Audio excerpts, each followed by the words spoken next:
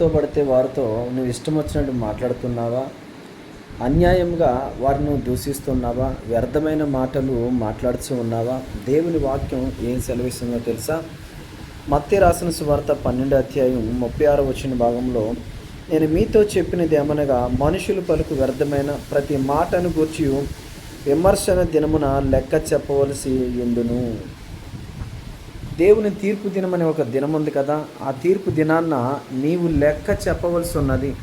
ఎవరిని ఏమంటున్నావో, ఎవరి దగ్గర ఎలాంటి మాటలు మాట్లాడుతున్నావో, ఎలాంటి వ్యర్థమైన మాటలు నీ నోటి నుంచి వస్తున్నాయో ప్రతిదానికి కూడా విమర్శన దినమున దేవుని న్యాయపీఠం ఎదుట నీవు తీర్పులో ఉన్నప్పుడు సమాధానం చెప్పాలి.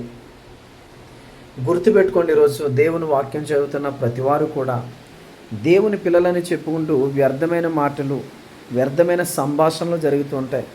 పనికొచ్చే మాటలు ఉండవండి, పనికిరాని మాటలే. ఒక 4-5 కలిసి ఒక గుంపుగా వారు ఏదో అనుకుంటూ ఏదేదో మాట్లాడుతూ ఉంటారు. కానీ నీవు మాట్లాడుతున్న ప్రతి మాటను బట్టి నీ నోటంట బూతు మాటలు వచ్చినాయా, నీ నోటంట వ్యర్థమైన మాటలు వచ్చినాయా, నీ నోటంట ఒకరిని గాయపరిచే మాటలు వచ్చినాయా, నీ నోటంట ఒకరిని దుఃఖపరిచే మాటలు కానీ, ఒకరిని శపిస్తున్న మాటలు కానీ, ఒకరు నిందిస్తున్నట్టు కానీ నీవు మాట్లాడితే నీ ప్రతి మాటకు కూడా ఒక రోజు ఉంది, విమర్శన దినం. దేవుని వాక్యం చాలా క్లియర్గా చెప్తుంది.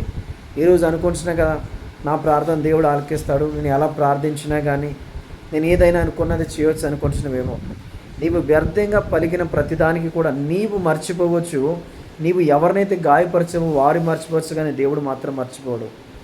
నీ డైరీలో నువ్వు రాసుకోవేమో, కానీ దేవుడు ఆయన డైరీలో రాసుకుని విమర్శన దినం, తీర్పు దినం, నిన్ను అడిగే రోజు, ప్రతిదాని గురించి తీర్పులు నిలబెట్టే రోజు, ఆ రోజు ఉంది. కాబట్టి ఆ రోజున దేవుడు తప్పకుండా నిన్ను అడుగుతాడు. జాగ్రత్త.